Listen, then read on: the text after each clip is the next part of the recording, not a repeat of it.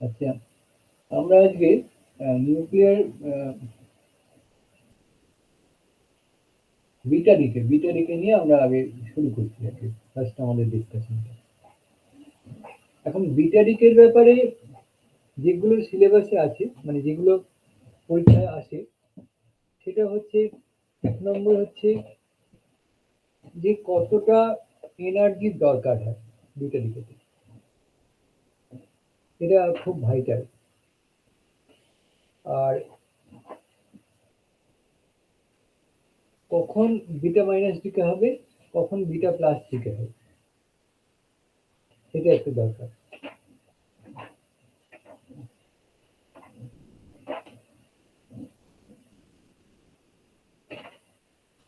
আমি একটু ক্যালকুলেশন করে দেখিয়ে দেবো যে কতখানি দরকার হবে বিটা ডিকের জন্য।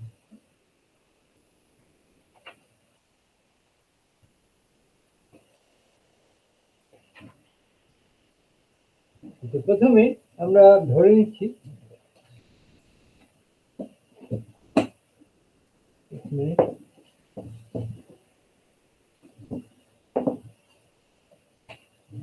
হ্যাঁ, একটা নিউক্লিয়াস আছে যেটা এক্স।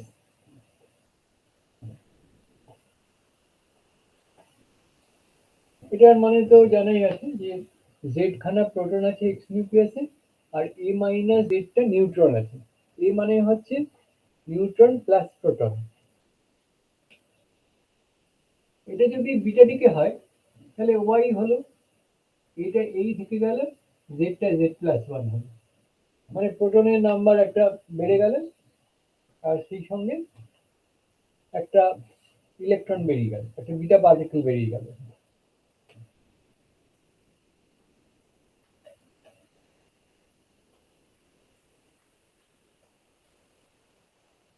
তো এটার জন্য যে ডিসইন্টিগ্রেশন এনার্জি লাগবে, সেই এনার্জিটা কতটা?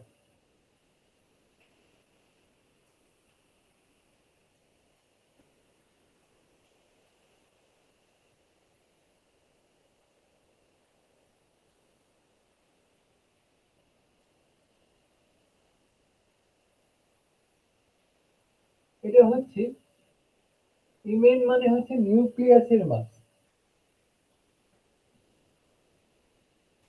মানে এক্স নিউক্লিয়াসটা, তার অ্যাটমিক নাম্বার হচ্ছে এ,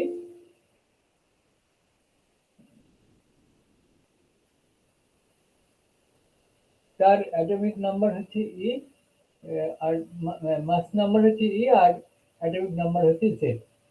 এই নিউক্লিয়াসটার যে মাস, তার থেকে আমি বাদ দেবো এই মাসটা,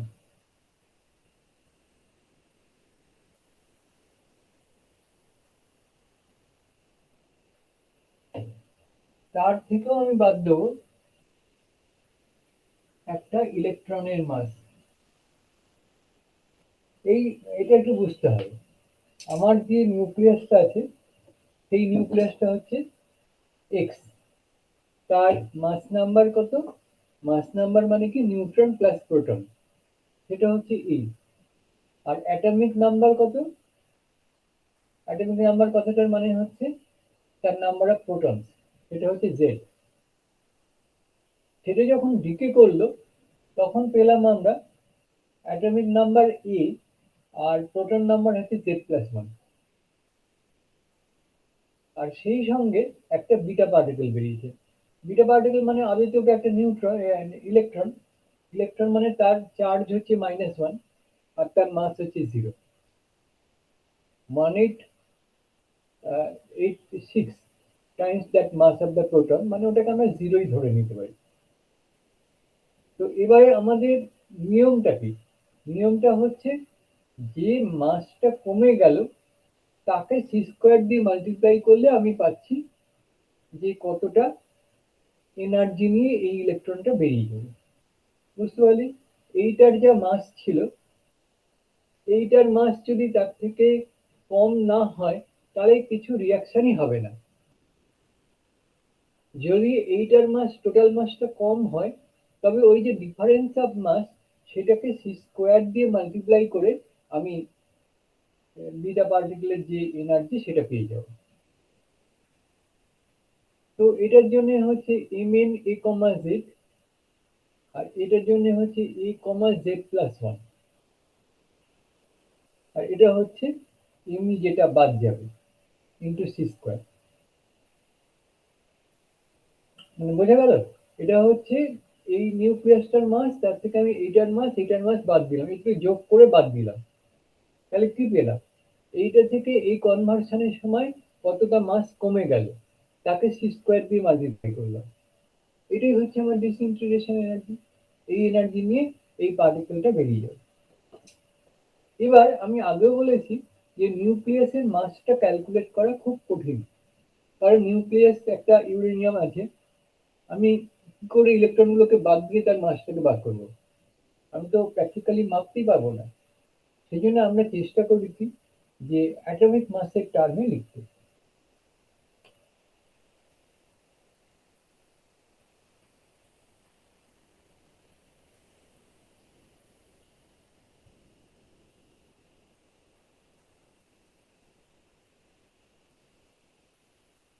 এটা কি বললাম আমরা?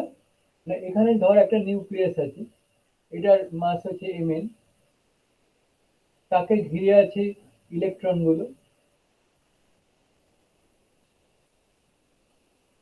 আমি যদি টোটাল মাসটাকে বলি m, আর নিউক্লিয়াসের মাসটাকে বলি mn, গোটাটা মিলিয়ে হচ্ছে m, তাহলে এই টোটাল মাস থেকে যদি আমি ইলেকট্রন গুলোর মাস বাদ দিয়ে দিই, তাহলেই আমি mnটা পাচ্ছি। এখানে তাই লেখা হয়েছে mn a, z, এটা হচ্ছে m a, z, মানে গোটা আমি ইলেকট্রন সমেত মাসটাকে ধরলাম, তার থেকে জেড খানা ইলেকট্রন আছে, তাই জেড এমই বাদ দিয়ে দিলাম, তাহলে আমি mn a, z পেলাম।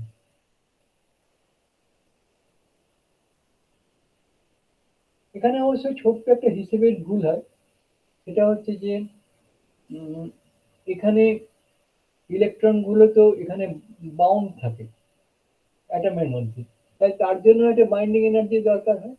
সেই বাইন্ডিং এনার্জিটা খুব কম, কিলো ইলেকট্রন ভোল্টের অর্ডারে, সেই জন্য ওটাকে বাদ দিয়ে দেওয়া হয়। সেরকম এটাকেও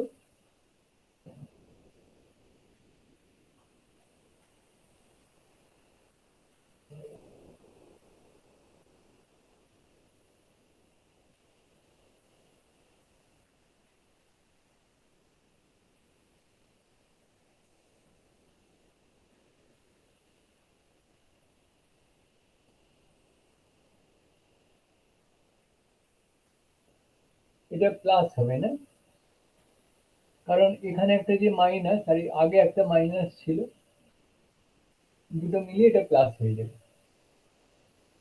তো দ্যাট ইজ ইকুয়াল টু, এখানে দেখ জেড খানা মাইনাস আছে, এখানে z+1টা প্লাস আছে, আরো একটা মাইনাস আছে, যেমন কাটাকুটি করে ওটা চলে গেল।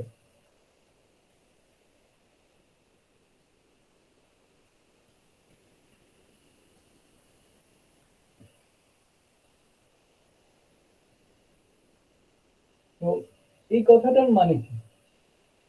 মানে হচ্ছে যে যদি এরকম একটা বিটা দিকে হতে হয়, তাহলে কিউ বিটা মাইনাস সেটা, সেটা অবভিয়াসলি গ্রেটার দ্যান 0 হতে হবে, পজিটিভ হতে হবে, তবে এখান থেকে বিটা দিকে বেরোবে। আর তার জন্য শর্তটা কি? যে এটাকে বলে প্যারেন্ট নিউক্লিয়াস, এইটা সেখান থেকে তৈরি হলো ডটার নিউক্লিয়াস। এখান থেকে একটা ইলেকট্রন বেরিয়ে গিয়ে একটা জেড বেরিয়ে গেল, একটা চার্জ কমে গেল বলে একটা চার্জ বেড়ে গেল, কিন্তু এখানে তো একটা প্রোটন একটা নিউট্রনে কনভার্টেড হয়েছে না, তো সেই জন্য এই নাম্বারটা ঠিকই আছে, নিউট্রন প্লাস প্রোটনের সংখ্যাটা একই আছে, কিন্তু প্রোটনের সংখ্যাটা একটা বেড়ে গেছে। এইটা মাইনাস এইটা যদি গ্রেটার দ্যান 0 হয়, তাহলে এখান থেকে আমি কন্ডিশনটা পাচ্ছি যেটা, সেটা হচ্ছে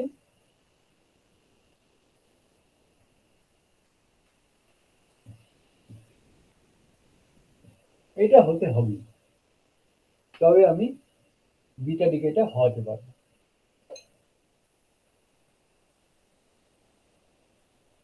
এটা যেন খেয়াল থাকে, এটা প্র্যাকটিক্যাল ইউজে আমরা আসবো, এটা এটা পরীক্ষায় নিউক্লিয়াস তুলে তুলে দেবে, দিয়ে বলবে যে কোন ধরনের বিটা ডিকে পসিবল সেটা দেখাও।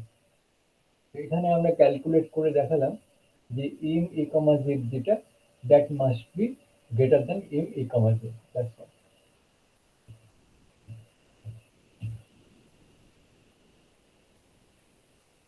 আমি একটু উপরে এটা লিখে রাখছি রেজাল্টটা।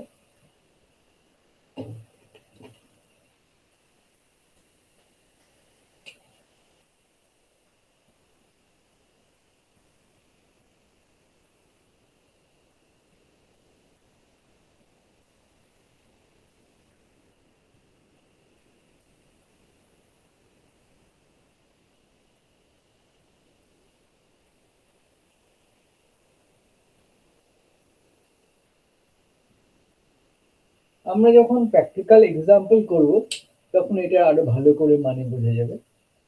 আপাতত হচ্ছে এটা এ কমা জেড, এর যা মাস হবে অ্যাটমিক মাস, তার থেকে এ কমা জেড প্লাস ওয়ানের যে অ্যাটমিক মাস সেটাকে ছোট হতে হবে, তবে এখানে বিটা প্লাস বিটা মাইনাস ডিকেটা হবে।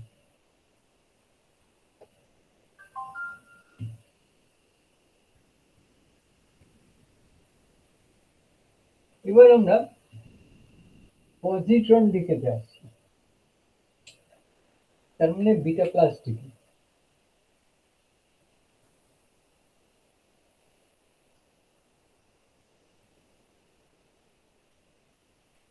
এখানে ফর্মুলাটা হচ্ছে যে এক্স,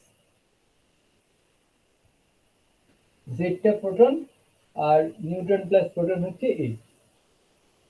এটা যদি পজিট্রন এমিশন করে তাহলে জেড এর ভ্যালুটা 1 কমে যায়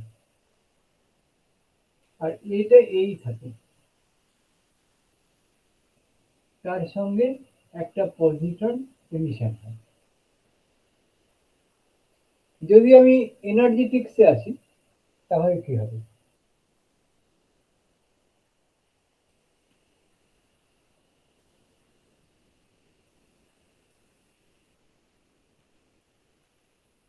নিউক্লিয়াসের মাস যেটা এ কমা জেড এর, তার থেকে বাদ দেবো এই দুটো মাস,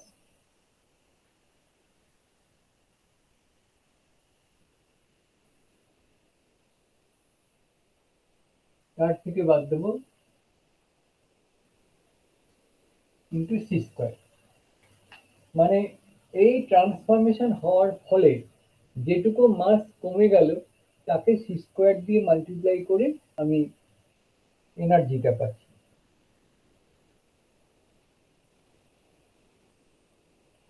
এবার আমরা আগেই বলেছি যে নিউক্লিয়াসের মাস ধরে ক্যালকুলেশন করা খুব মুশকিল, তো সেই জন্য আমাকে কি করতে হবে? অ্যাটমিক মাস ধরে ক্যালকুলেশন করতে হবে।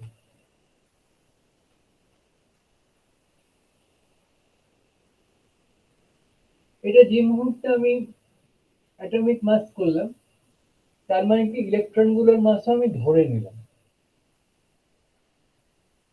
এখানে যতগুলো প্রোটন নিউট্রন ছিল তার মাস তো নিয়েছি, তার সঙ্গে যে ইলেকট্রন গুলো বাইরে ঘুরছিল সেই মাসটাও অ্যাড করে নিলাম, তাহলে ওটাকে সাবট্রাক্ট করে দিতে হবে।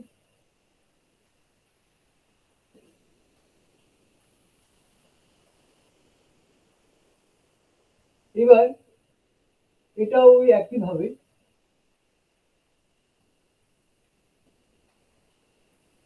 অ্যাটমিক মাসে কনভার্ট করলাম।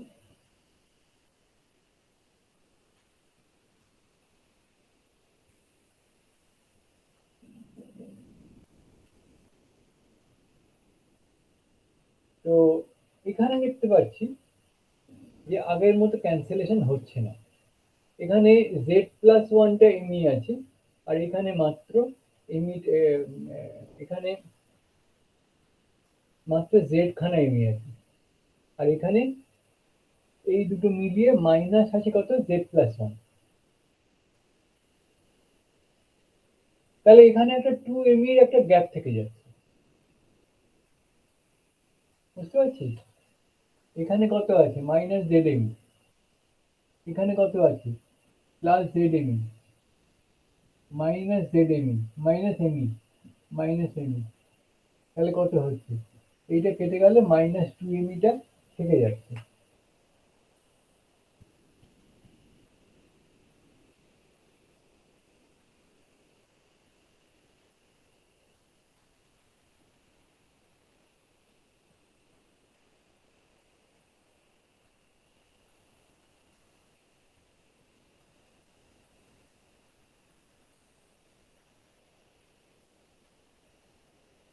এই পয়েন্টটা খুব ইম্পর্টেন্ট, যে যদি পজিট্রন এমিশন হতে হয় তাহলে ডটার নিউক্লিয়াসটা প্যারেন্ট নিউক্লিয়াসের থেকে শুধু ছোট হলেই চলবে না, প্যারেন্ট নিউক্লিয়াসের থেকে 2 এর থেকেও ছোট হতে হবে, তবে সেখান থেকে বিটা প্লাস ডিকে হবে।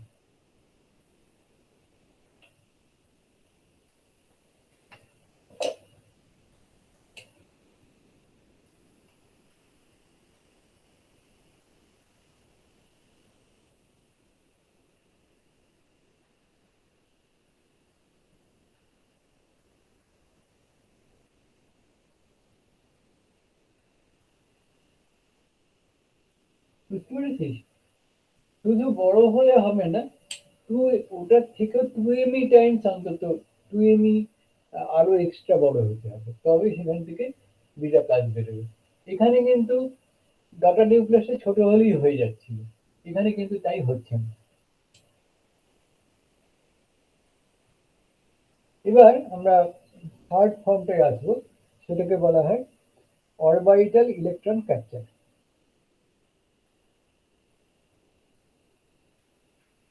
প্রথম কথা হচ্ছে অরবিটাল ইলেকট্রন ক্যাপচার ব্যাপারটা কি।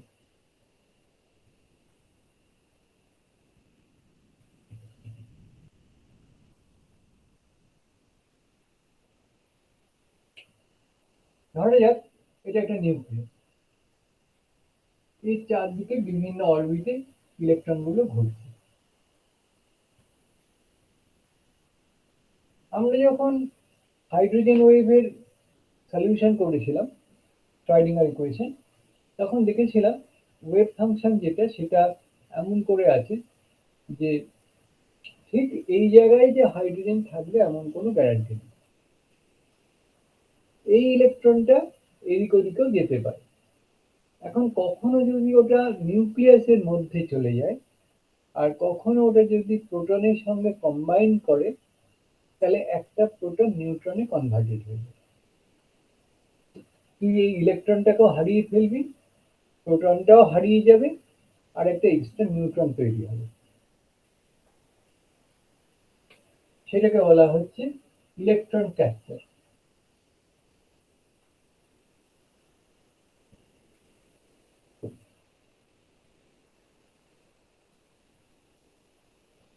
তো ইলেকট্রন ক্যাপচারের ব্যাপারটা কিরকম হলো, এইরকম একটা নিউক্লিয়াস তো ছিল, এর সঙ্গে একটা ইলেকট্রন অ্যাড হয়ে গেল, অ্যাবজর্ব করলো, করে কি তৈরি হলো, এখানে ওয়াই, এখানে এ, এখানে Z-1, এটা তৈরি হলো।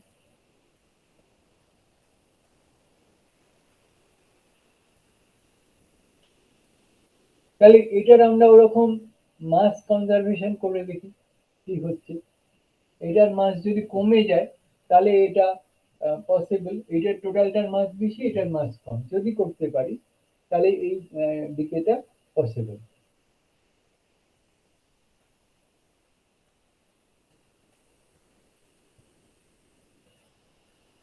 ইলেকট্রন ক্যাপচার বলে ই লিখলাম।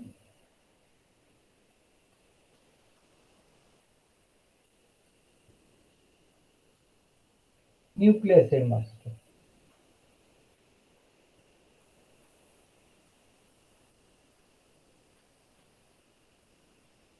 এই ইলেকট্রনের মাসটা,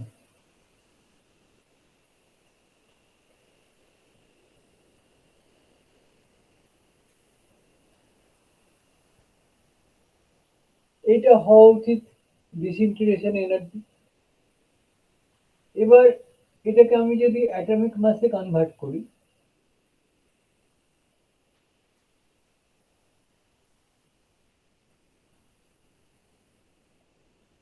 আমি এর সঙ্গে জেড খানা ইলেকট্রন অ্যাড করে এটাকে অ্যাটমিক মাস করে দিলাম, আর ওই জেড এমইটা বাদ দিয়ে দিলাম, তাহলে ওটা নিউক্লিয়াসের মাস হবে।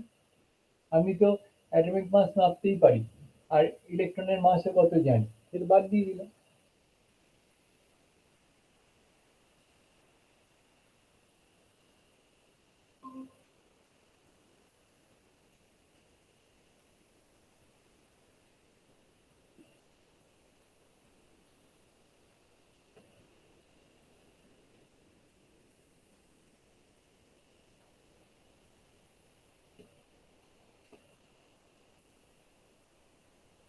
তো এটাকে আমি যদি এবার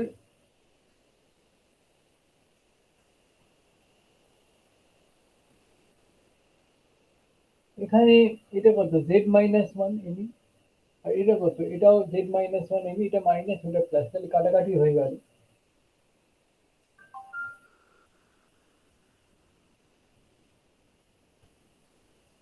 এটা হচ্ছে ডিসইন্টিগ্রেশন এনার্জি। তাহলে এখানে এটা যদি পজিটিভ হয় তবেই একমাত্র রিয়াকশনটা হবে। তাহলে এটার জন্য যে রিয়াকশনটা, যেটা কন্ডিশনটা, সেই কন্ডিশনটা হচ্ছে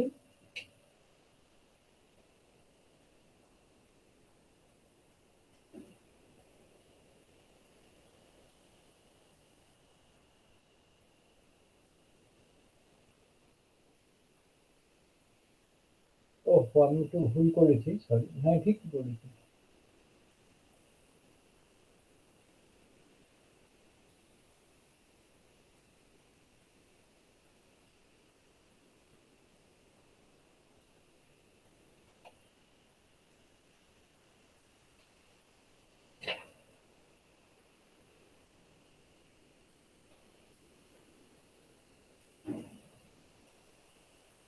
এটা z-1 হবে না?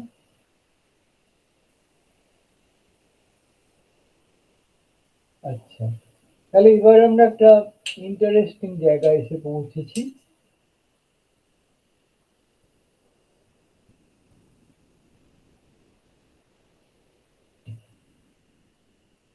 যেখানে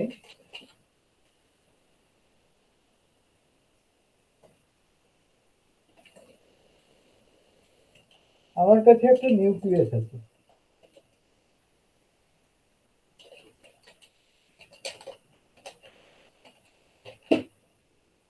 এই নিউক্লিয়াসটা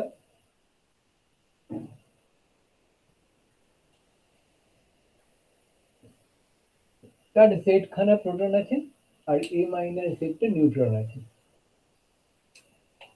এবার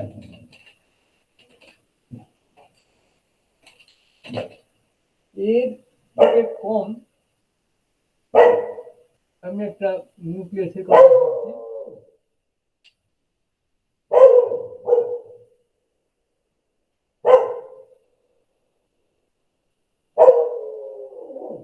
যার মাসটা হচ্ছে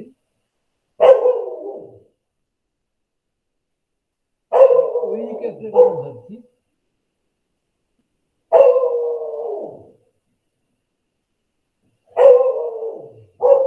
তার মানে কি, যে এখানে জেড খানা প্রোটন ছিল, নিউট্রন ছিল এ মাইনাস জেড, এখানে এসে দেখছি একটা প্রোটন কমে গেছে কিন্তু এটা সেম আছে। তাহলে এখানে প্রোটন একটা কমে গেছে আর নিউট্রন একটা বেড়ে গেছে। প্রোটন কমে এই প্রোটন কমে যদি নিউট্রন বেড়ে যায়, তাহলে ওখান থেকে নিশ্চয়ই নেগেটিভ একটা কিছু বেরিয়ে গেছে, নইলে অ্যাটমিক নাম্বারটা সেম রইল কি করে? নিউট্রন প্লাস প্রোটন সেম আছে, কিন্তু প্রোটনের সংখ্যা একটা কমে গেছে, তার মানে অটোমেটিক্যালি এখানে বোঝা যাচ্ছে নিউট্রন বেড়ে গেছে। তাহলে এখানে একটা প্রোটন যেটা, সেটা কনভার্টেড হয়েছে একটা নিউট্রন। এখানে যেহেতু একটা পজিটিভ চার্জ ছিল, এখানে নিউট্রাল এটা হয়ে গেছে, তার মানে এর সঙ্গে একটা একটা ইলেকট্রনের ব্যাপার আছে, তাই না? মানে ইলেকট্রন থেকে যদি, নিউট্রন থেকে যদি আমি একটা ইলেকট্রন বার করে নিয়ে আসি, তাহলেই তো প্রোটন হবে। তার মানে প্রোটনের একটা ইলেকট্রন যোগ হয়ে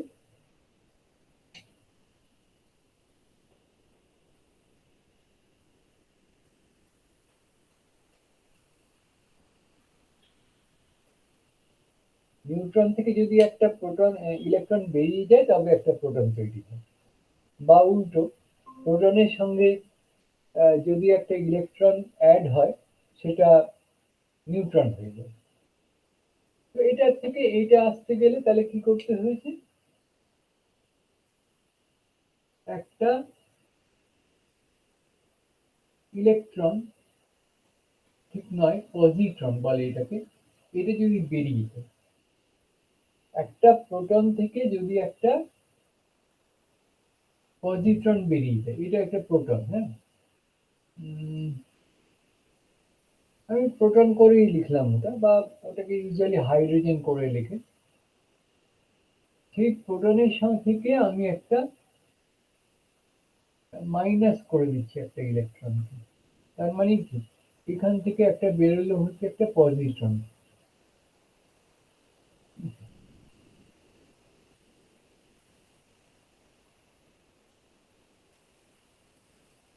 ব্যাস, এবার দেখ, নিউট্রন ছিল, তার সঙ্গে যদি একটা পজিটিভ চার্জ যোগ করি তাহলে আমরা প্রোটন পেয়ে যাচ্ছি। তার মানে এখান থেকে যদি এদিকে আসতে হয় তাহলে আমাদের কি করতে হবে, একটা বিটা প্লাস রেডিয়েশন ইমিট করতে হবে। যদি এখান থেকে এদিকে যেতে হয় তাহলে কি করতে হবে, সেখানে একটা নিউট্রন একটা প্রোটনে কনভার্টেড হয়েছে। তার মানে এখানে আমি একটা ইলেকট্রন এখান থেকে -1 যেটা, সেটা বেরিয়ে গেছে। নিউট্রনের থেকে যদি একটা নেগেটিভ চার্জ আমি কমিয়ে দিই তাহলে একটা পজিটিভ চার্জ হয়ে যায়, সেই জন্য প্রোটন তৈরি হয়েছে। তার মানে যদি এখান থেকে এইটাই যেতে হয় তাহলে সেখানে বিটা মাইনাস করতে হবে। এবার এখানে একটা অন্য ব্যাপারও আছে, ইলেকট্রন ক্যাপচার যদি হয় তাহলেও কিন্তু এখান থেকে এখানে আমি আসতে পারি।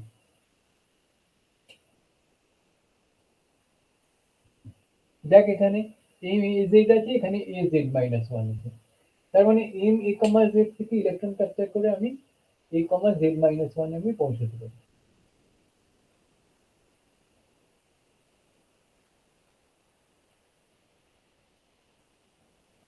এখন আমার কাছে এইভাবে যে আসছে তার দুটো পসিবিলিটি আছে। একটা, যখন পজিট্রন এমিশন হচ্ছে তখনও দেখতে পাচ্ছি যে এইটার থেকে এটা ছোট হবে, শুধু ছোট হবে না, টোয়াইস এমি ছোট হতে হবে।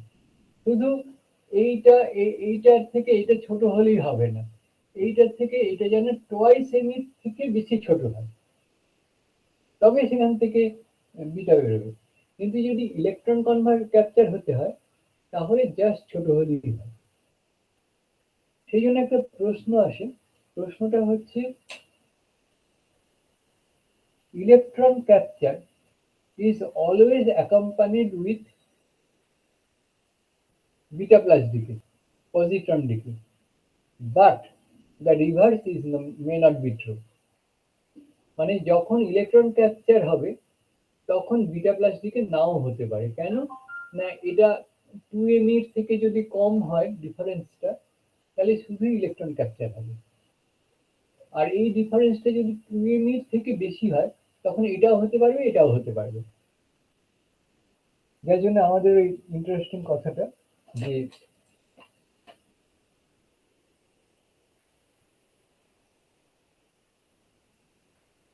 electron capture is always associated with positron emission, but the reverse may not be true.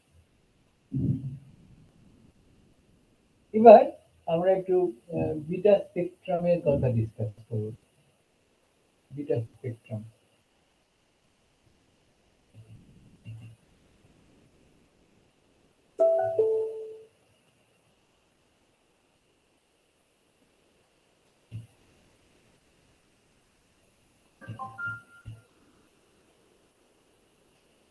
একটা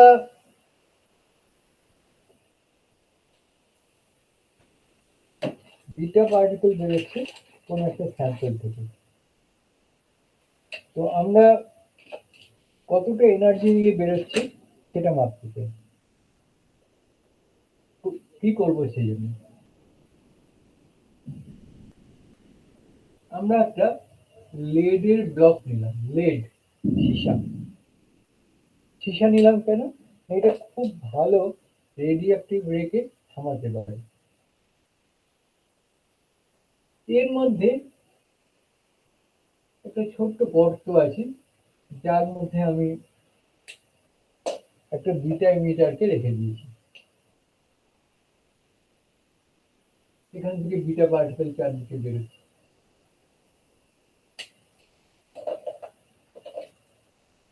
গোটা জিনিসটাকে আমি একটা ম্যাগনেটিক ফিল্ডের মধ্যে রেখে দিয়েছি।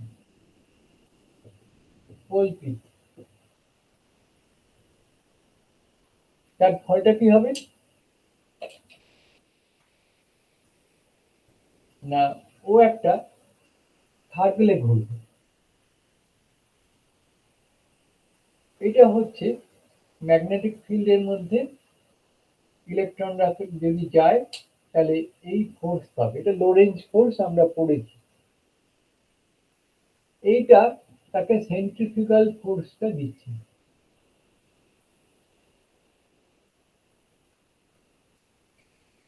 এটা তাকে সেন্ট্রিফিউগাল ফোর্সটা দিচ্ছে। তো এখান থেকে যে ফর্মুলাটা আমরা পাচ্ছি,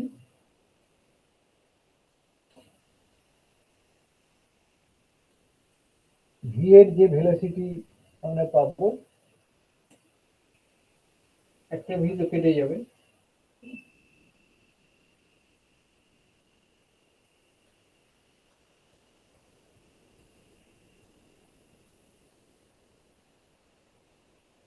এটা একটা অ্যাকচুয়াল ভেলোসিটি সিলেক্টর।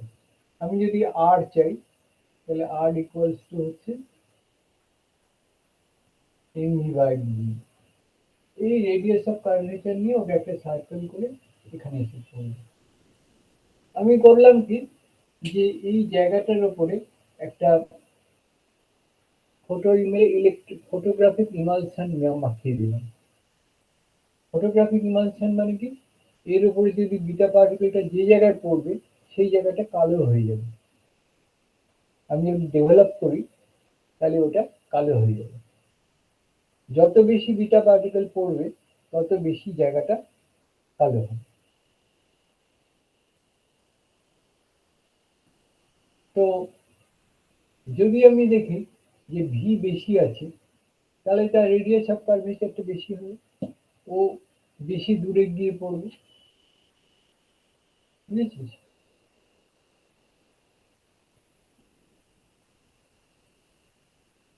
যত বেশি আর বাড়বে তত তার ভেলোসিটি বেশি। ভেলোসিটি বেশি মানে কি? ভেলোসিটি বেশি মানে সে যে এনার্জি নিয়ে বেরিয়েছে, আমি যদি kinetic energy half M V square ধরি তাহলে ভি বাড়লে তার কাইনেটিক এনার্জিটা বেশি নিয়ে বেরিয়েছিল, তার মানে তার ডিসইন্টিগ্রেশন এনার্জিটা বেশি ছিল। এইবার আমরা যদি একটা নিউক্লিয়াসের দিকে তাকিয়ে দেখি,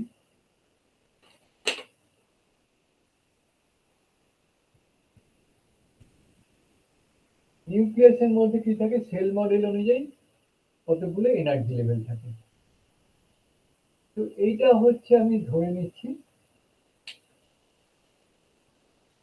যে প্যারেন্ট অ্যাটমটা আছে, প্যারেন্ট নিউক্লিয়াস, তার গ্রাউন্ড স্টেট। আর এটা হচ্ছে ডটার নিউক্লিয়াসের ব্যাপার, এটা হচ্ছে তার এক্সাইটেড স্টেট।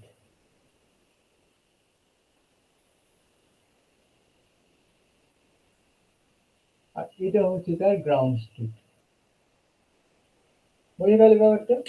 এটা হচ্ছে প্যারেন্ট নিউক্লিয়াসের গ্রাউন্ড স্টেট, আর এটা হচ্ছে ডটার নিউক্লিয়াসের গ্রাউন্ড স্টেট। প্যারেন্ট নিউক্লিয়াস মানে কি? যেখান থেকে ডিসইন্টিগ্রেশনটা হয়েছে। আর ডটার নিউক্লিয়াস মানে কি? বিটা বেরোনোর পরে সেটা কোথায় গেছে। এবার এখান থেকে যদি তাকে বিটা পার্টিকেল বেরোতে হয়, হয় এখানে আসতে হবে, নয় এখানে আসতে হবে, নয় এখানে আসতে হবে, নয় ডাইরেক্ট গ্রাউন্ডে যেতে হবে। এখানে যদি এসে পড়ে তাহলে এখান থেকে যখন আবার গ্রাউন্ড স্টেটে ফিরবে তখন সে গামা পার্টিকেল এমিট করবে একটা রিফারেন্স।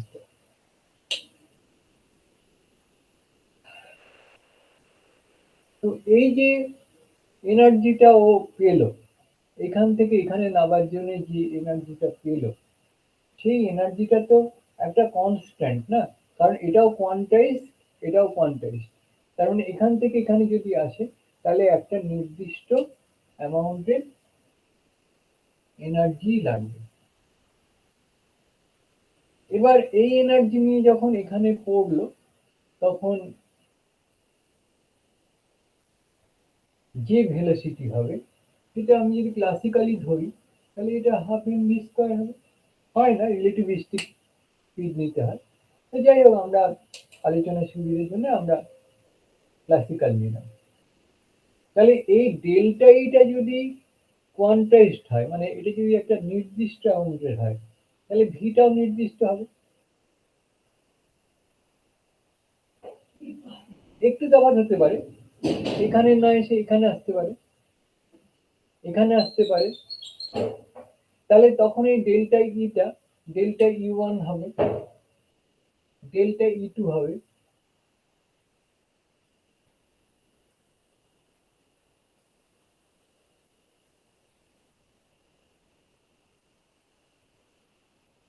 এরকম দুটো তিনটে এনার্জির ইলেকট্রন বেরোতে পারবে।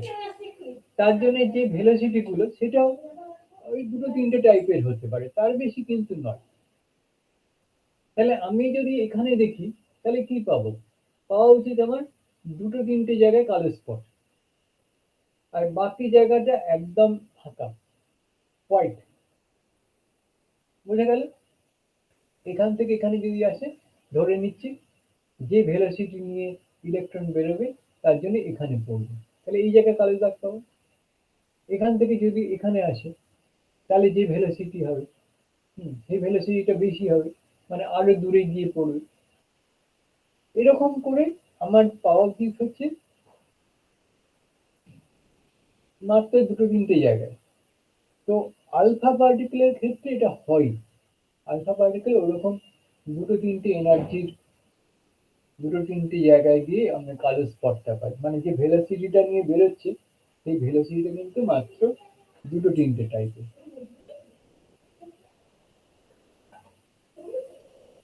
তো বিটা পার্টিকেলটাকে যখন আমরা দেখছি তখন কিন্তু দেখছি it is something different. Beta পার্টিকেলে কি হচ্ছে না এই এনার্জিটা ম্যাক্সিমাম করে রেখে এই জিরো থেকে এই পর্যন্ত সব জায়গায় আমি একটা কালো একটা পাচ্ছি, মানে প্রত্যেকটা ভেলোসিটি পসিবল হচ্ছে ম্যাক্সিমাম ভেলোসিটিটা এর সঙ্গে মিলে যাচ্ছে।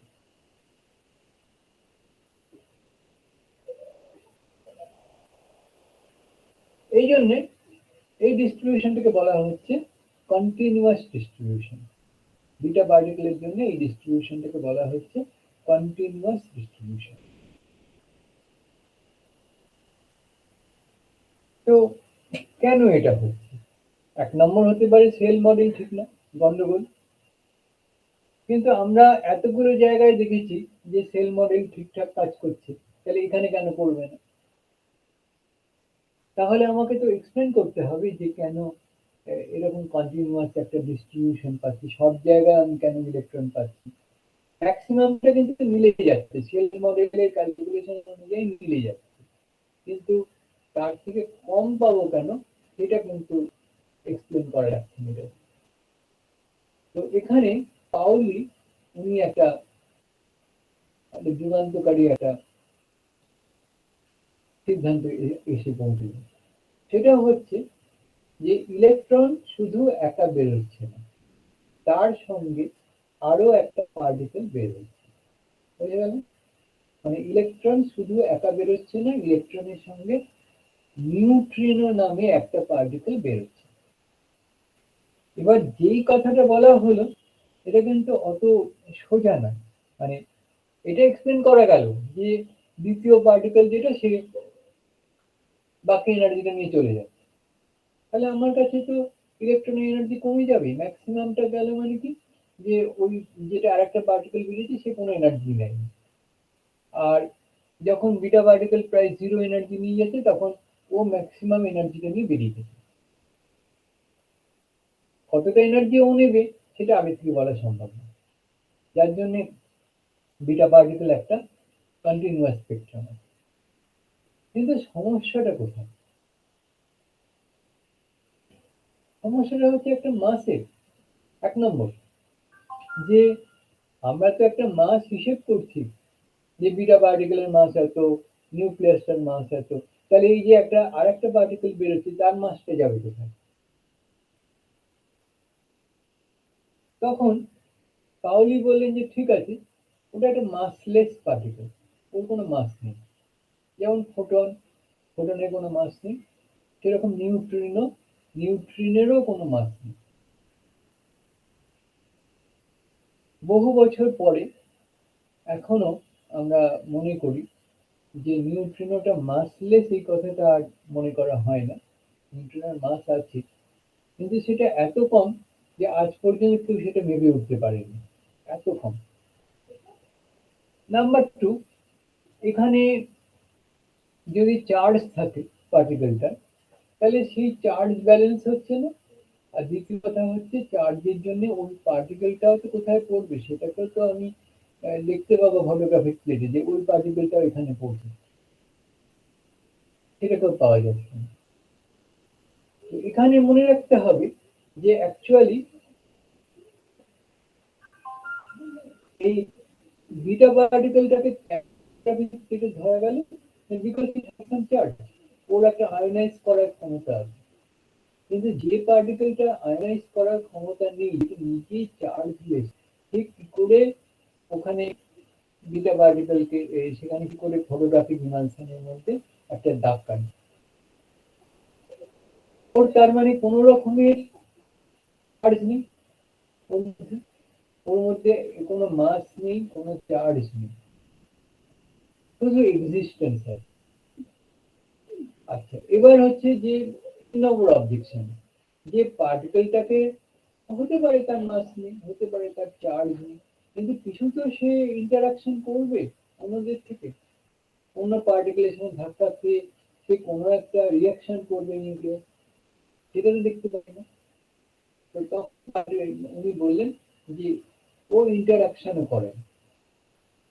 তার মানে এটা এমনই একটা পার্টিকেল যে পার্টিকেলটা শুধুই আছে, তার না আছে চার্জ, না আছে মাস, না আছে অন্যের সঙ্গে ইন্টারাকশন করার ক্ষমতা। মোটামুটি ভাবে বলা যায় যে এই পৃথিবীর ওপরে নিউট্রিনো কসমিক রে থেকে প্রচুর নিউট্রিনো, লক্ষ লক্ষ নিউট্রিনো প্রতি মুহূর্তে আমাদের পৃথিবীর ওপর দিয়ে চলে যাচ্ছে, এবং মোটামুটি ভাবে তার 95% থেকে 98% সেই পৃথিবীটাকে ফুটো করে বেরিয়ে চলে যাচ্ছে without interacting with any nucleus of the Surf. পৃথিবীর কোনো অ্যাটমের সঙ্গে সে রিয়াকশন না করে বেরিয়ে চলে যাচ্ছে। তাহলে বোঝা যাচ্ছে ও কতখানি কম ইন্টারাকশন করে। এইভাবে এটা বিটা পার্টিকেলের জন্য যে একটা অ্যানোমালি তৈরি হয়েছিল, যে ও কেন কন্টিনিউয়াস স্পেকট্রাম দেবে, ও কেন সব ভেলোসিটির ইলেকট্রনকে বের করবে। তো সেটার একটা জবাব পেলাম আমরা। জবাবটা হচ্ছে যে নিউট্রিনো বলে আরো একটা পার্টিকেল বের হচ্ছে, যার না আছে মাস, না আছে চার্জ। আচ্ছা, এবার আমরা দেখি তারপরে কি আছে। তো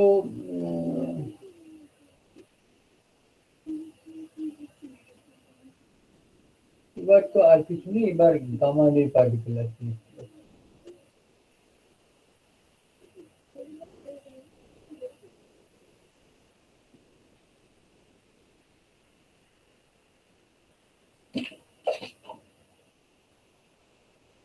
আমরা এখানে একটা বিটা রে স্পেকট্রামের একটা ব্যাপার আছে, সেটা একটু আমি ছবি এঁকে দেখিয়ে দিতে পারি।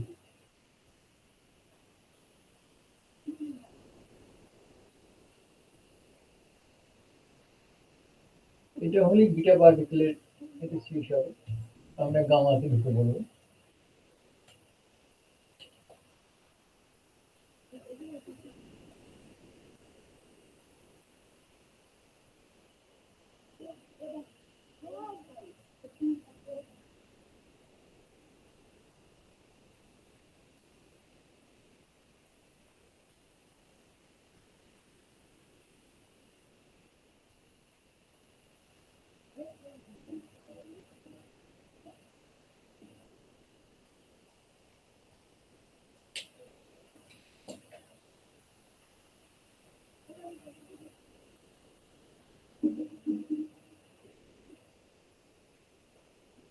এইভাবে যেটা বিটা পার্টিকেলের যে এনার্জিটা, সেই এনার্জির গ্রাফটা,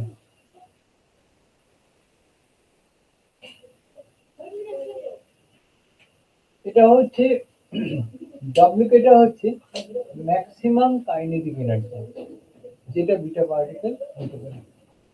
দরজাটা বন্ধ করুন, দরজাটা বন্ধ করে দিন, ঠান্ডা হাওয়া আসছে, দরজাটা বন্ধ করে দিন।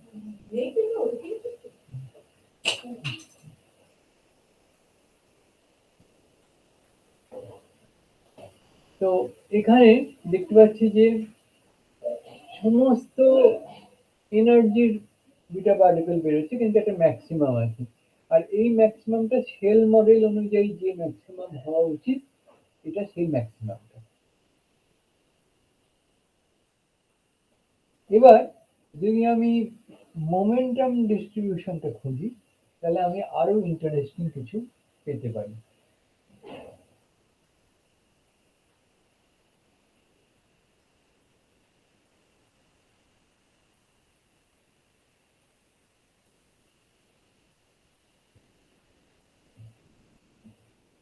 আমরা এদিকে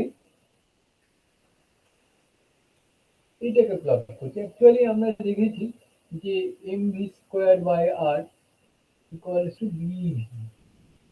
একটা ভি যদি আমি মুছে দিই, তাহলে mv মানে মোমেন্টাম, সেটা হচ্ছে বিই আর। তো ওই বি আরটাকে এদিকে প্লট করা হচ্ছে, ইটা যেহেতু কনস্ট্যান্ট। তো এটাকে যদি আমি গ্রাফটাকে প্লট করি, আচ্ছা এটাকে আমি আরেকটা গ্রাফে এঁকে নিচ্ছি।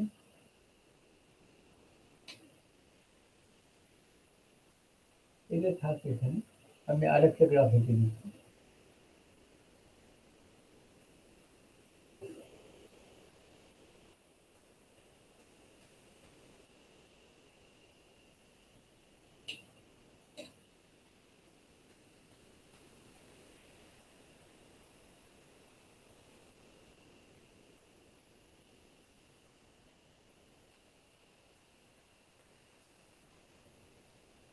এইরকম ভাবে একটা মোমেন্টাম ডিস্ট্রিবিউশনের গ্রাফ হচ্ছে। এই দুটো জায়গা হচ্ছে খুব ইন্টারেস্টিং। এখানে দুটো পিক পাচ্ছি আমরা।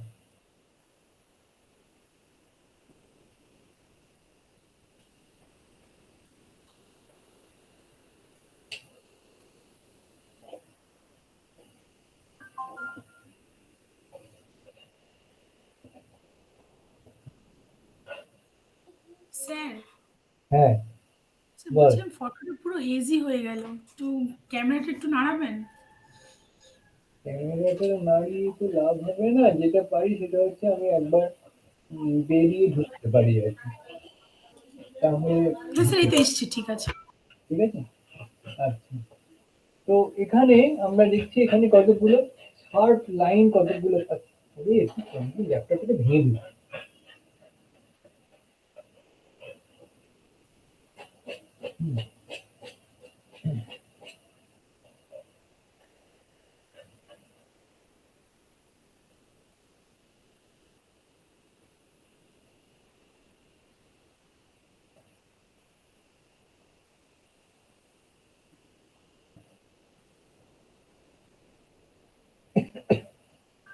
এই যে ব্যাপারগুলো, এখানে তাহলে কি দেখতে পাচ্ছি, এখানে বিটা ডিটের জন্য একটা কন্টিনিউয়াস স্পেকট্রাম তো আছেই।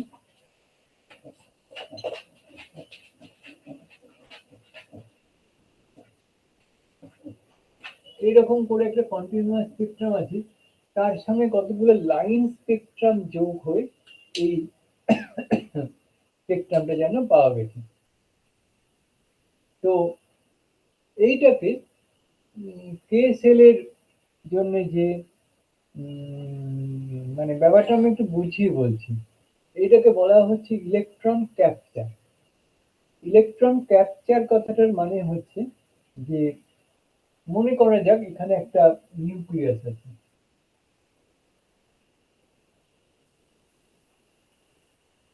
আর এখানে কতগুলো যেন ইলেকট্রনিক অরবিট আছে। ধরা যাক এটা কে সেল, এটা এল সেল, এটা এম সেল। এখন কখনো কখনো এরকম ঘটনা ঘটে যেটা আমরা আগেই বলেছি, ইলেকট্রন ক্যাপচার।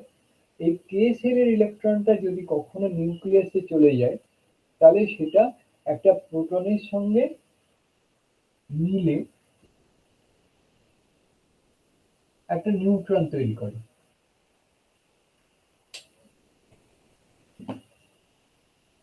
তো এক্ষেত্রে এমিশন লেস, এখান থেকে কিছু এমিশন হলো না, মাঝখান থেকে একটা প্রোটন সেটা নিউট্রনে কনভার্টেড হয়ে গেল।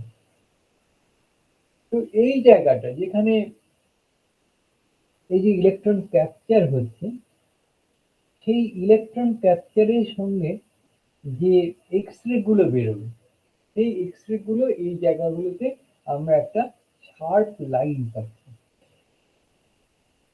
এই লাইনগুলোই হচ্ছে প্রমাণ যে ওখানে ইলেকট্রন ক্যাপচার হচ্ছে। ঠিক আছে? আচ্ছা, তাহলে আমরা এবার হ্যাঁ,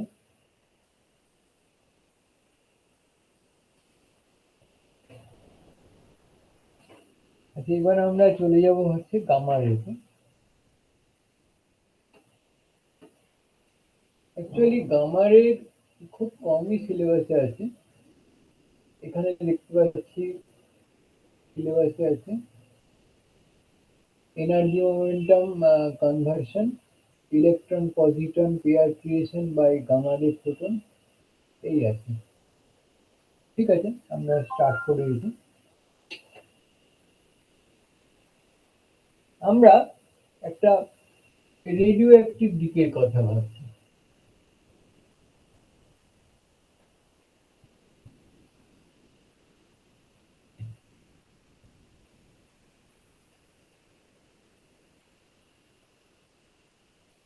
এটা হচ্ছে প্যারেন্ট নিউক্লিয়াসের যে লেভেলটা, এটা হচ্ছে ডটার নিউক্লিয়াসের বিভিন্ন লেভেলগুলো।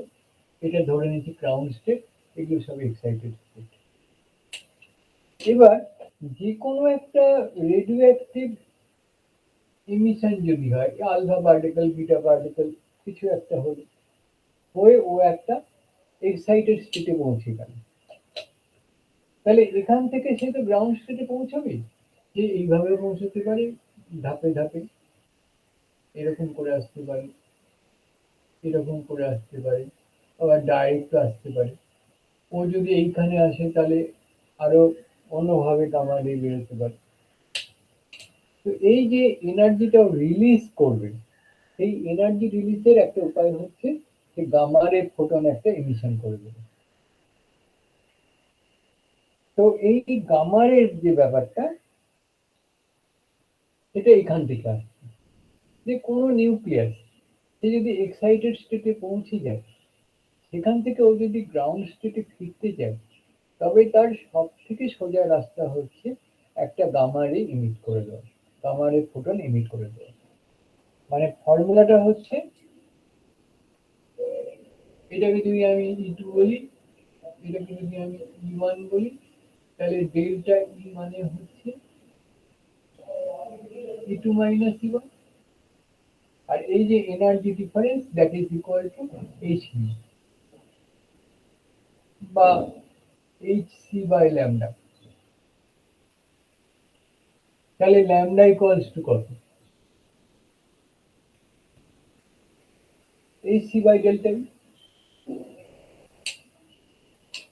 তো যে গামা রেটা বেরোবে E2 থেকে E1 এ নামতে, সেটা যে ওয়েভলেন্থ হবে, সেই ওয়েভলেন্থটা আমি ক্যালকুলেট করে দিলাম। ওকে পরীক্ষার সময় বলে দেবে যে এই এনার্জির গামা রে আছে,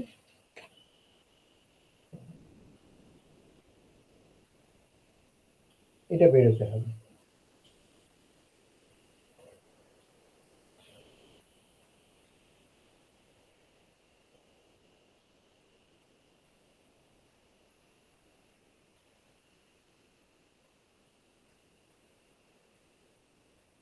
একটা প্রশ্ন আমি খুঁজছিলাম, দেখি আমি খুঁজে বার করি, যদি পেয়ে যাই এখনই দিয়ে দিচ্ছি।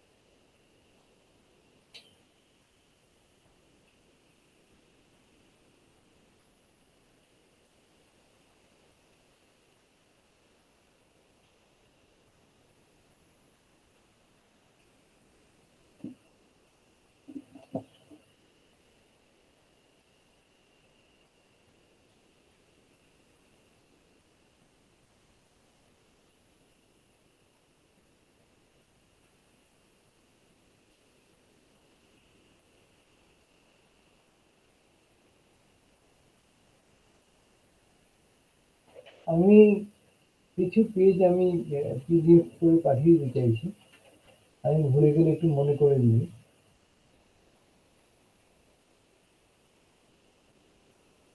আর যদি নিজের তোদের কাছে যদি বইটা থাকে, আমি জানি না সেখানে AB Gupta atomic and nuclear physics আছে আছে। আছে, তাহলে ওই বইয়ের যে যেগুলো এক্সারসাইজ আছে সেই এক্সারসাইজ গুলো একটু করতে হবে। স্যার বলছিলাম আজকে ক্লাসের শেষে একটু কাইনেটিক থিওরি ডুলং পেটিটস লটা একবার বলে দেবেন? কি লেটা বলছিস? ডুলং পেটিটস ল। হ্যাঁ, বলবো। সবাই কি বই টলে দিয়েছেন, কি কি আসছে মোটামুটি? স্যার একটু জিজ্ঞেস করিস স্যার ম্যাডামকে কি যে স্যার? একটু জিজ্ঞাসা করেছিস কি ধরনের প্রশ্ন আসবে? কই না। আহ, আমি আচ্ছা তো স্যার, বলেছি। হুম, কাইনেটিক থিওরির তো কোনো মানে কাইনেটিক থিওরির কোশ্চেন কি আসবে? মানে কেউ তো পড়ায়নি কাইনেটিক থিওরিটা। এদিকে ধর, স্যার তো একদিনও ক্লাস করেননি। এদিকে ধর যে স্যার একটু হেল্প কর। দেখ এটা অন রেকর্ড আছে, যে বলছি না, পরে বলবো।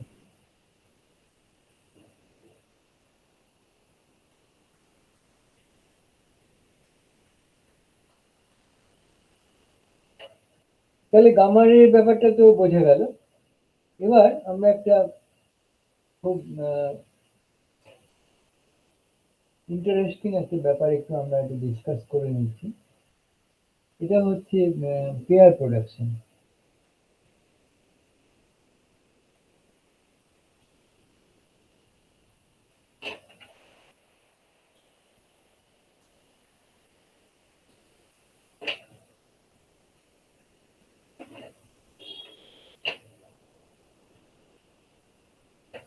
পেয়ার প্রোডাকশনটা একটু মন দিয়ে শুনতে হবে। ওটা এবি গুপ্তার বইতে গোটাটা নেই, এবি গুপ্তের বইতে গোটাটা নেই। আমি দেখি যদি অন্য একটা বইতে পেয়ে যাই তাহলে আমি পাঠিয়ে দেবো।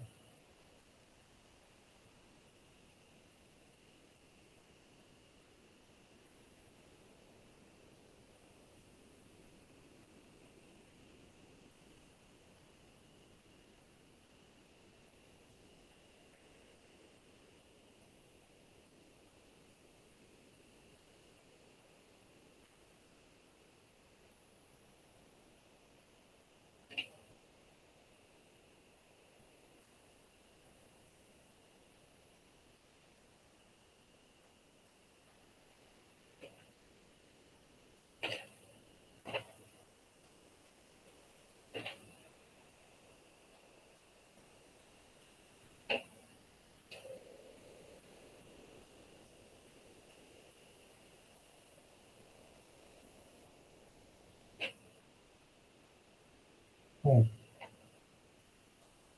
ঠিক আছে। তো আমরা প্রথমে দেখছি যে একটা নিউক্লিয়াস আছে।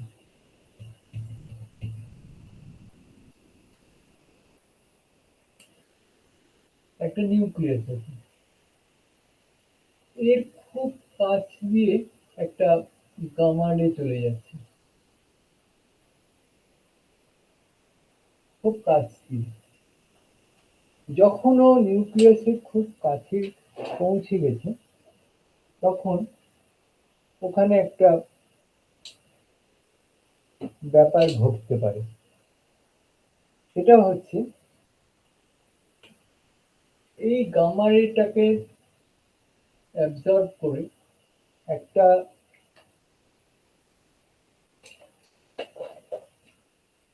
ইলেকট্রন আর একটা পজিট্রন, এটা হচ্ছে ই মাইনাস, এটা হচ্ছে ই প্লাস, তৈরি হয়ে যেতে পারে। গামা রেটা হাফিস হয়ে যাবে, আর তার বদলে ওখানে দুটো পার্টিকেল তৈরি হবে, একটা ইলেকট্রন একটা পজিট্রন। তো প্রথম কথা হচ্ছে এটা কি করে তৈরি হচ্ছে, আর এখানে একটা খুব ইম্পর্টেন্ট কথা হচ্ছে যে ভ্যাকুয়ামে কোনোদিন এটা তৈরি হতে পারবে না। ভ্যাকুয়ামে হঠাৎ করে একটা গামা রে সেটা ভেঙে যেতে পারবে না, মানে ফটো পেয়ার প্রোডাকশনটা অ্যাবসলিউট ভ্যাকুয়ামে নট পসিবল। তো সেটার একটা কারণ আছে, এই কারণটা আমরা একটু ডিসকাস করছি। প্রথমে আমরা কি করে পেয়ার প্রোডাকশন হয় তার একটা ডিরাকের যে এক্সপ্লেনেশন, সেটা প্রথমে আমরা দিচ্ছি। ডিরাক বলেছিলেন কি? ডিরাক বলেছিলেন যে আমরা যেগুলো দেখতে পাই যে ইলেকট্রন প্রোটন নিউট্রন তাদের সবার পজিটিভ এনার্জি আছে, খুবই স্বাভাবিক, কারণ এনার্জি মানে half in V square. V তো কোনোদিন, ভি স্কোয়ার তো কোনোদিন নেগেটিভ হবে না। কিন্তু ডিরাক উনি পস্টুলেট করেছিলেন যে এটা হচ্ছে আমাদের জিরো এনার্জি, এর উপরে ইলেকট্রনগুলো ডিফারেন্ট এনার্জি নিয়ে থাকতে পারবে। সেরকম নেগেটিভ এনার্জি স্টেট বলেও কিছু আছে, যেখানেও ইলেকট্রন দিয়ে প্রোটন দিয়ে নিউট্রন দিয়ে ভরে আছে। এগুলোকে আমরা দেখতেও পাই না, আমরা এক্সপেরিমেন্ট করে কোনো ডিটেক্টও করতে পারি না। এবার যদি কখনো দেখা যায় কি যে এইখান থেকে একটা এনার্জি পেলো, একটা গামা রে ফোটন পেলো, এই ফোটন পেয়ে ও এক্সাইটেড স্টেটে উঠে ওপরে কোনো এনার্জি লেভেলে চলে গেল, তখন আমি সেই ইলেকট্রনটাকে দেখতে পাবো। তাহলে একটা গামা রে থেকে সেই গামা রেটা যদি এই ইলেকট্রনের সঙ্গে কখনো কোলাইড করে, তাহলে এই ইলেকট্রনটা একটা সম্ভাবনা আছে যে সে ভিজিবিলিটির মধ্যে চলে যাবে, পজিটিভ এনার্জিতে চলে যাবে। আর এই যে ফাঁকা জায়গাটা পড়ে রইল, এটা ওই ইলেকট্রন হোল যেরকম সেমিকন্ডাক্টর, এটাও সেরকমই একটা ব্যাপার। এখানে যে ফাঁকা জায়গাটা পড়ে রইল সেটা হচ্ছে আমাদের হোল, এটা হচ্ছে আমাদের পজিট্রন। বুঝে গেল? আমি যদি প্রোটন অ্যান্টি প্রোটনের কথা ভাবি, সেটা ওই একইভাবে এক্সপ্লেন করবো যে এখান থেকে নেগেটিভ এনার্জি প্রোটন থেকে আমি পজিটিভ এনার্জি প্রোটনে নিয়ে গেলাম, দেখতে পেলাম। কিন্তু এই জায়গাটা যে ফাঁকা পড়ে রইল সেটা হচ্ছে অ্যান্টি প্রোটন। সেরকম করে নিউট্রনের ক্ষেত্রে নিউট্রন অ্যান্টি নিউট্রন যত পার্টিকেল আছে তার করসপন্ডিং একটা করে অ্যান্টি পার্টিকেল আছে। তো এখানে আমরা দেখতে পাচ্ছি যে ইলেকট্রনটা এখান থেকে চলে গেল, এটা কিন্তু কোনো ম্যাটার ট্যাটারের কোনো ব্যাপার না। এটা স্পেসের মধ্যেই আছে, সব জায়গায় আছে। এখন তাহলে আমাদের একটা মনে হয় কি, যে ভ্যাকুয়ামেও তো আমি তাহলে পেতে পারি এরকম ইলেকট্রন পজিট্রন পেয়ার, যেটা সেটা ভ্যাকুয়ামে হতে পারে। ও আরেকটা কথা বলে নি, যে কোনো ইলেকট্রন যদি আবার এইখানে চলে আসে, তাহলে ওই ফাঁকা জায়গাটায় বসে পড়বে। বসে পড়লে কি হবে, সে তার এনার্জিটা হারিয়ে ফেলবে, যে এনার্জিটা ছিল সেটা গামা পার্টিকেল দুটো হয়ে বেরিয়ে যাবে, দুটো গামা পার্টিকেল হয়ে বেরিয়ে যাবে। টু মানে যে ইলেকট্রনটা এখানে চলে গেল তার এনার্জি কত হলো, mc square, that is equal two 2hν। দুটো গামা পার্টিকেল আইডেন্টিক্যাল ফ্রিকোয়েন্সি তারা বেরিয়ে যাবে। তো এবারেতে আমরা ভ্যাকুয়ামে কেন হতে পারে না সেটা আমরা একটু ডিসকাস করে নিচ্ছি।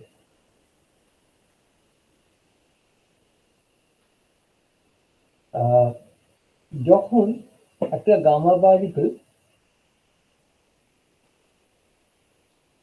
সেটা ভেঙে যাচ্ছে, ধরা যাক এই হচ্ছে একটা গামা পার্টিকেল যাচ্ছিল, তারপর সে ভেঙে গেল হচ্ছে ইলেকট্রন পজিট্রন পেয়ারে। এইদিকে একটা গেল এই ইলেকট্রন, এইদিকে একটা গেল, সে হচ্ছে।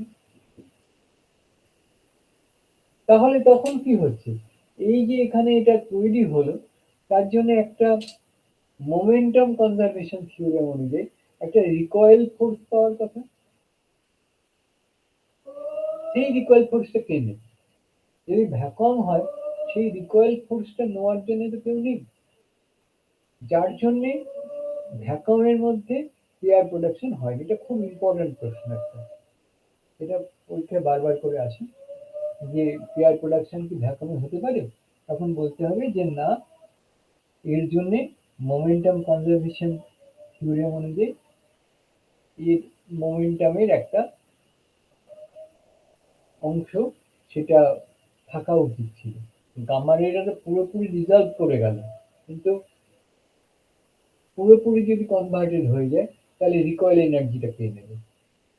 তো তার জন্য একটা নিউক্লিয়াসকে দরকার, একটা ভীষণ শক্তিশালী নিউক্লিয়াস, একটা ইলেকট্রিক ফিল্ড ওয়ালা একটা নিউক্লিয়াস দরকার, যেখানে গিয়ে গামা রেটা ইলেকট্রন প্রোটনে পজিট্রনে ভেঙে যাবে, আর ওই নিউক্লিয়াস যেটা সেই রিকয়েল এনার্জিটা নিয়ে নেবে। ওকে,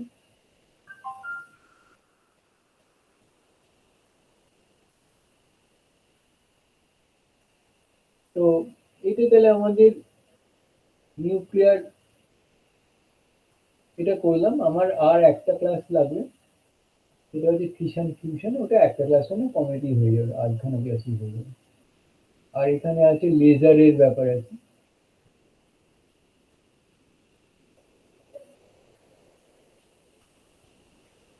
লেজারটা তো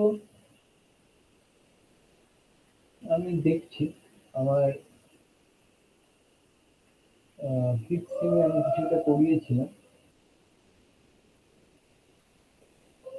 এত লোয়ার লেভেলে নয় অবশ্য, সেটা আরো হায়ার লেভেলে।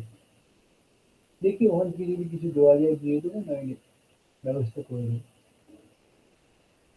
আচ্ছা, যাই হোক, আমি কোয়ান্টাম মেকানিক্সে একটা পাঠিয়েছি, নিশ্চয়ই পেয়েছিস তোরা। সেটার মধ্যে মোটামুটি সবটাই করে দেওয়া আছে, কিছুটা বেশিও আছে, ওটা একটু দেখে শুনে পড়তে হবে। আর এই দিকটা নেই, এই স্টেপ পোটেনশিয়াল আর রেক্ট্যাঙ্গুলার পোটেনশিয়াল ব্যারিয়ার। তো আমি একটা কাজ করছি, লিঙ্কটা বদলাতে হবে না, মিনিট 15 সময় আছে, আমি একটু এই দিকটা একটু করে দিচ্ছি।